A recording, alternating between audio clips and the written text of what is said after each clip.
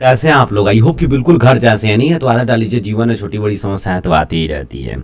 आज के इस क्लास में हम लोग 12th क्लास के हिंदी का चौथा चैप्टर अर्धनारीश्वर, जो रामधारी सिंह दिनकर के द्वारा लिखा गया है, बहुत ही इंपॉर्टेंट चैप्टर आपके एग्जाम के पर्सपेक्टिव से है।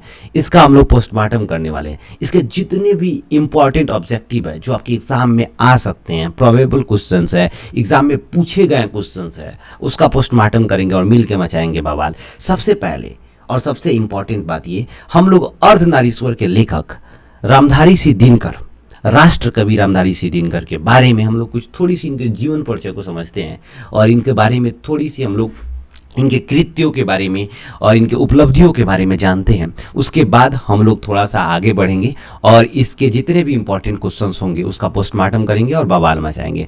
सबसे पहले रामधारी सिंह दिनकर को राष्ट्र कवि कहा जाता है, ठीक है ना। इनका जन्म जो हुआ था बिहार के बेगूसराय जिला के सिमरिया गाँव में हुआ था।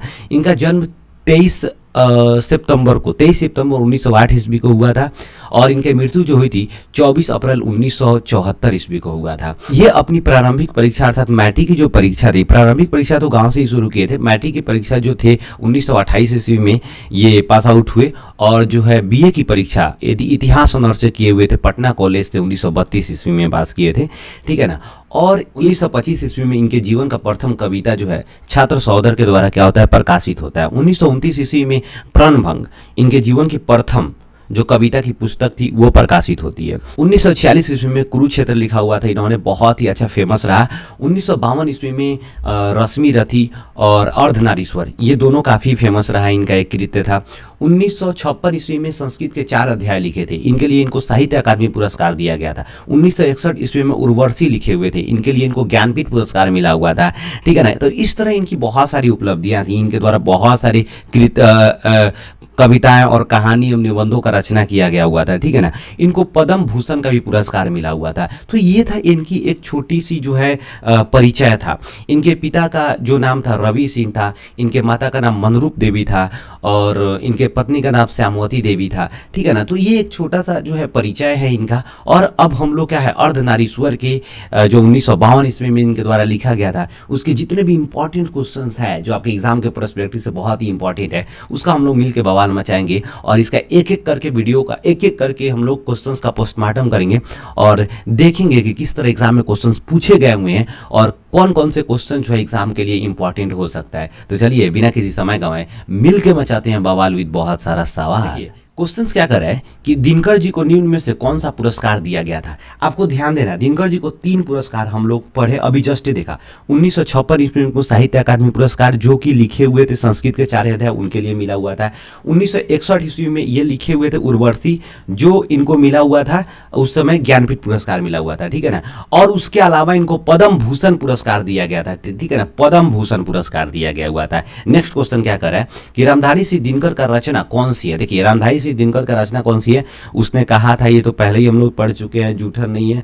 अर्धनारीश्वर किनकी है, अर्धनारीश्वर। नेक्स्ट क्वेश्चन क्या करेंगे, रामधारी सिंह दिनकर के पिता का क्या नाम था। देखिए रामधारी सिंह दिनकर के पिता का नाम रवि सिंह, माता का नाम मनरूप देवी और पत्नी का नाम श्यामवती देवी। बात समझे कि नहीं, याद रखना है आपको। नेक्स्ट क्वेश्चन क्या कर रहा है, नारी और द्रव्य एक ही ढली 2 प्रतिमाएं हैं, एक ही ढली 2 प्रतिमाएं हैं। यह पंक्ति किस शीर्षक पाठ की है। देखिए यह पंक्ति अर्धनारीश्वर की है। जब भी नारी से रिलेटेड जो भी होगा, अर्धनारी से रिलेटेड, नारी और पुरुष से रिलेटेड जो भी होगा, अगर ऑप्शन में अर्धनारीश्वर है तो आप उसको आंसर टिक कीजिएगा, ठीक है ना। देखिए छोटी छोटी चीजें हैं जिसका वर्ड आप क्या करेंगे, जब आप ट्रिक के माध्यम से याद रखेंगे तो आपको क्या होगा, एग्जाम में ज्यादा दिक्कत नहीं होगा। कितना आप लाइनिंग याद रखिएगा, ठीक है ना।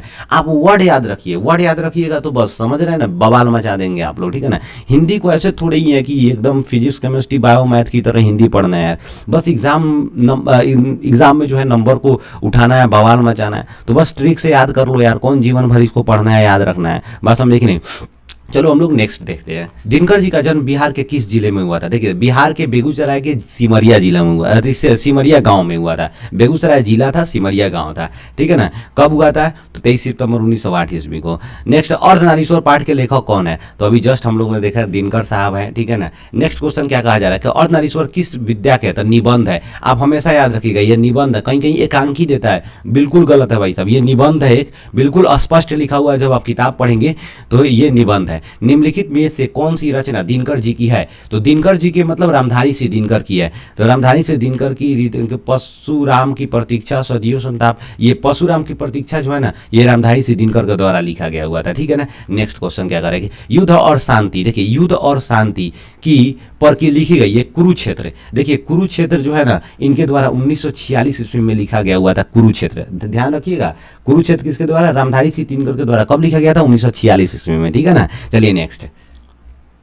करेगा, दिनकर जी की पहली काव्य पुस्तक कौन सी है? तो देखिए दिनकर जी की पहली काव्य पुस्तक, तो कभी देखिए पहली काव्य पुस्तक जो है ना, प्रणभंग, ये गलत थोड़ा सा लिखा गया हुआ, प्रणभंग ऐसे हुआ, प्रणभंग जो 1929 ईस्वी में।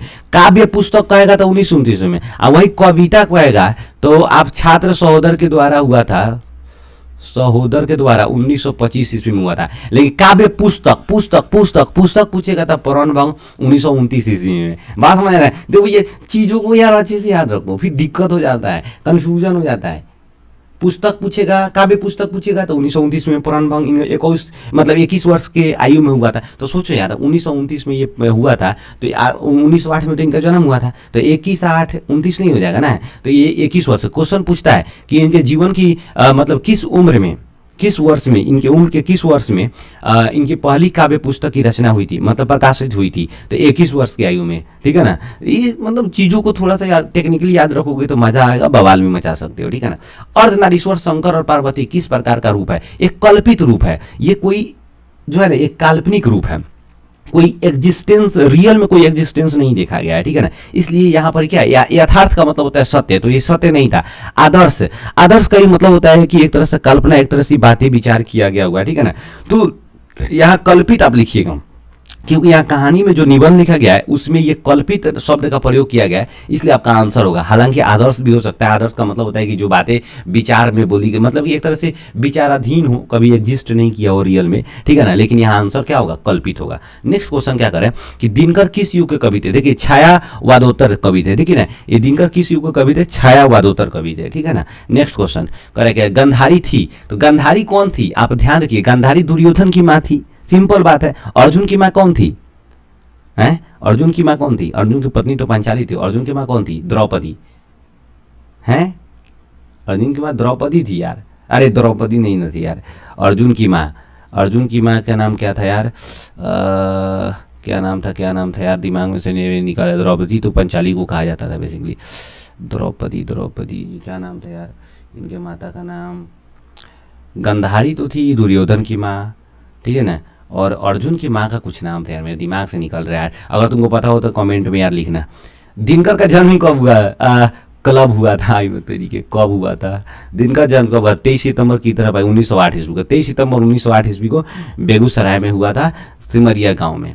कौन सी कृति रामधारी सिंह दिनकर की लिखी हुई है? कौन सी कृति? पुनर्वाणी, कविता के नए प्रेम, शुद्ध कविता की खोज। ये शुद्ध कविता की खोज जो है ना भाई साहब, ये रामधारी सिंह दिनकर के द्वारा लिखा गया हुआ था 1966 ईस्वी में, ठीक है।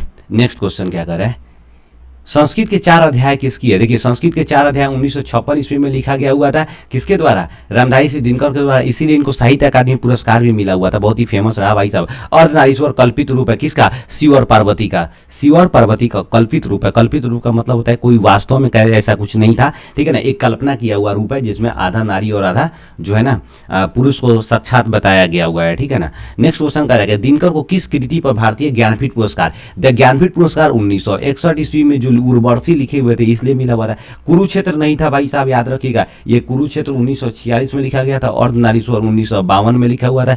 हुंकार आई थिंक दिमाग में मेरे नहीं है, ठीक है ना। आगे चलते हैं हम लोग।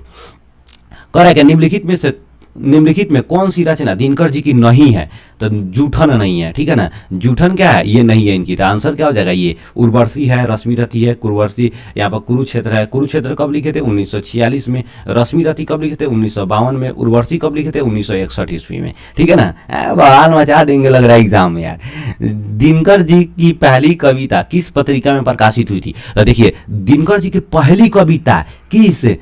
छात्र सहोदर, याद है ना 1925 में छात्र सहोदर, ठीक है ना। दिनकर जी की पहली काव्य पुस्तिका, पहली कविता की पुस्तक तो 1929 ईस्वी में प्रणभंग के नाम से हुआ था, ठीक है ना। नेक्स्ट कह रहा है दिनकर जी की पहली कविता कब प्रकाशित हुई, तो 1925 ईस्वी में। पहली कविता, पुस्तक नहीं कह रहा है तो 1925, पुस्तक कहता है तो 1929 ईस्वी में हो जाता है। नेक्स्ट कह रहा है निम्न में रामधारी सिंह दिनकर की रचना कौन सी है, रचना कौन सी है, यहाँ है पूछ रहा है। शिशुबल उर्वशी है, बहुत अच्छा बात है।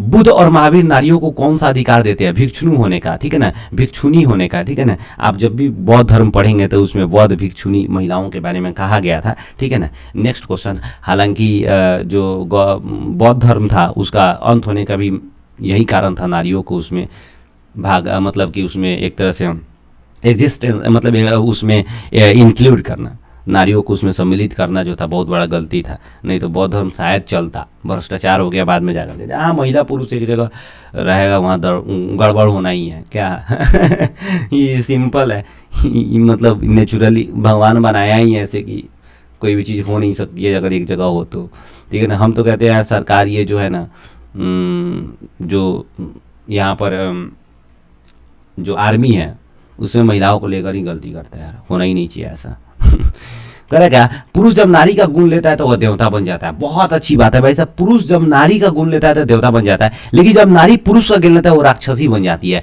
ये प्रेमचंद्र जी कहते हैं, बात समझ रहे, ये प्रेमचंद्र जी कहते हैं कि पुरुष जब, ध्यान दीजिएगा भाई साहब, पुरुष जब नारी का रूप लेता है तो क्या बन जाता है, देवता बन जाता है। लेकिन अगर भाई साहब कोई नारी अगर पुरुष का रूप ले लेती है, पुरुष का लक्षण उसमें आ जाता है तो वो राक्षसी बन जाती है। कौन बोलते हैं, प्रेमचंद्र बोलते हैं, बात समझ रही, ये प्रेमचंद्र, ठीक है ना। आपको ध्यान रखना है, ये जो थे कौन सा है, इनको कहा जाता था कलम का सिपाही, ठीक है ना। नारी तो हम हूं करी, तब न किया विचार, जब जानी तब परिहारी, नारी महाविकार। यह पंक्ति किस कविता से, बहुत ही अच्छी बात है भाई साहब, ये भी नारी से रिलेटेड है तो अर्धनारीश्वर। नेक्स्ट क्वेश्चन है कि प्रेमचंद्र क्या थे भाई साहब, कथाकार, गीतकार, फिल्मकार, संगीतकार, कथाकार।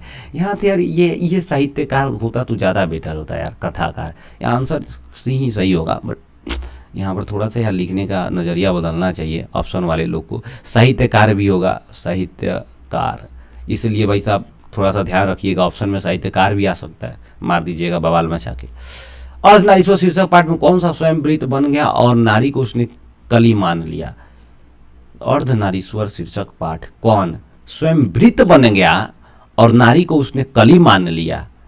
ओ भाई साहब, नारी को उसने कली, पुरुष।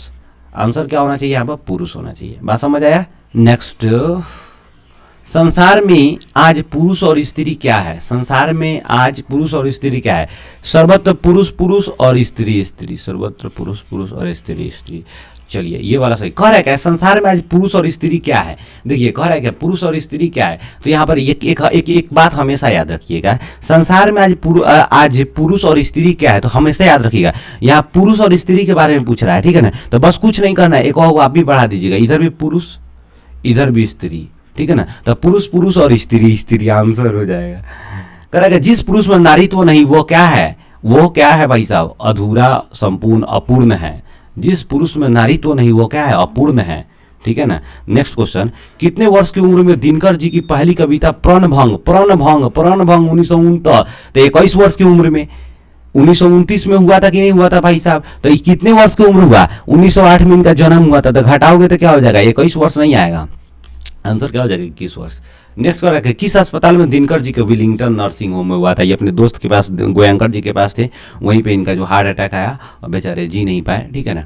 हालांकि जब हम उसका जब एक चैप्टर पढ़ रहे थे, आपको याद ही होगा, इनका जयप्रकाश नारायण का जो था संपूर्ण क्रांति, उसमें भी हम बताए हुए थे।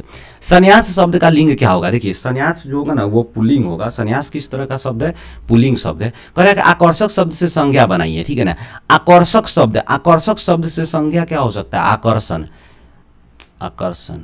आकर्षण, विकर्षण तो होगा नहीं, विमुख होगा नहीं, आकर्षित कर दिया होगा ही नहीं, आकर्षण। आंसर क्या हो जाएगा, इसका संज्ञा क्या हो जाएगा भाई साहब, आकर्षण, ठीक है ना। आकर्षण एक तरह का संज्ञा है जो क्या भाववाचक संज्ञा है, ठीक है ना। कह रहा है कि अवलंबित से संज्ञा बनाइए, ठीक है ना। तो अवलंबित से संज्ञा जो बनेगा अवलंब बनेगा, बात समझे कि नहीं। नेक्स्ट क्वेश्चन क्या कर रहा है कि प्रेमचंद के अनुसार नारी जब पुरुष के गुण सीखती है तो वो क्या बन जाती है, राक्षसी बन जाती है। प्रेमचंद जी के अनुसार नारी में जब पुरुष का गुण आता है तो क्या बन जाती है, राक्षसी बन जाती है। अभी जस्ट ही हमने देखा पीछे वाला क्वेश्चन। तो भाई साहब ये था आपका 35 क्वेश्चन, आपको जो अर्धनारीश्वर से इंपॉर्टेंट क्वेश्चन जो आपके एग्जाम में पूछे भी गए थे और एग्जाम में आपके पर्सपेक्टिव से इंपॉर्टेंट क्वेश्चन, प्रोबेबल क्वेश्चन था। इससे बाहर कुछ नहीं आ सकता भाई साहब, बस इसको आप अच्छे से एक बार पढ़ लीजिएगा, ध्यान रख लीजिएगा, मजा आएगा, बवाल मचा सकते हैं। बात समझे कि नहीं?